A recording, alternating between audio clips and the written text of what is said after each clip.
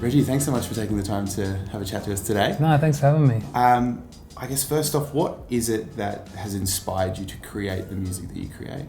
I don't know, for me it's kind of been just an ongoing journey of just figuring out what I want to do in life. So I kind of bloomed a little late when it came to the whole music thing.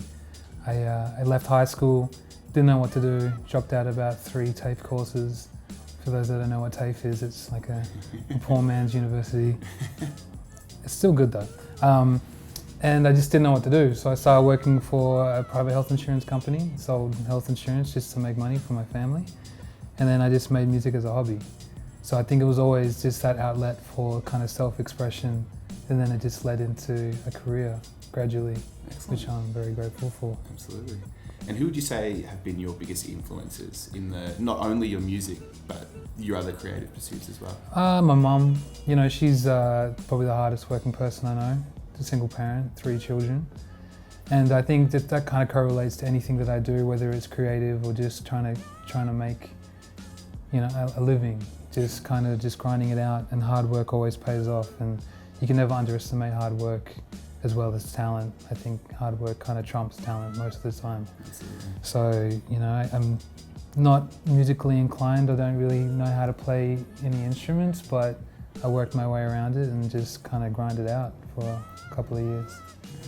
So my mum. Yeah, is that what the question is? Yeah, absolutely. Yeah. No, good stuff. And what's been your biggest breakthrough so far as an artist? I think that's the thing as like a creative artist. It's just kind of your career, or whatever you want to call it. It's just a series of mini breakthroughs.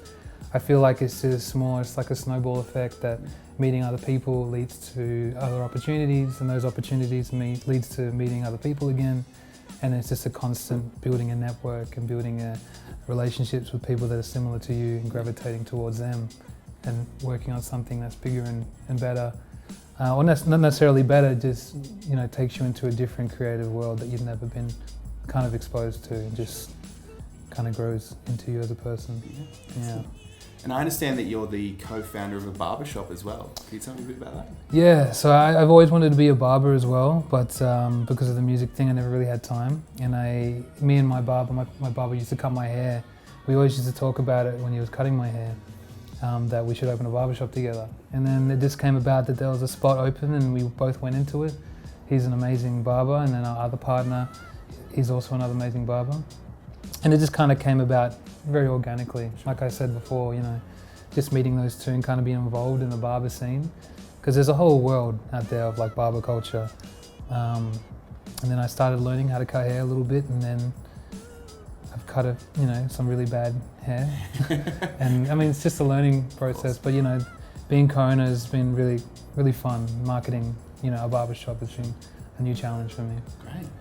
And to all the aspiring creatives out there, what's the one piece of advice to give them? I think like it's important to not take yourself too seriously. I think it's important to take whatever you're doing, whatever your art or whatever your job, seriously, for sure. Otherwise it can be a bit disrespectful for those that are in that creative field with you. Sure.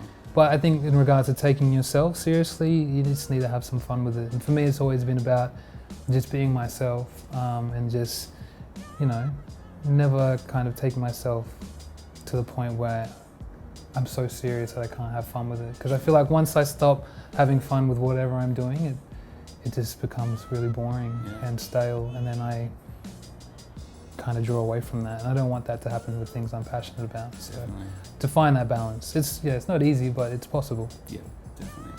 Reggie, thanks so much for talking to me. Thanks, brother. Cheers. Cheers. Thank you. Thank you.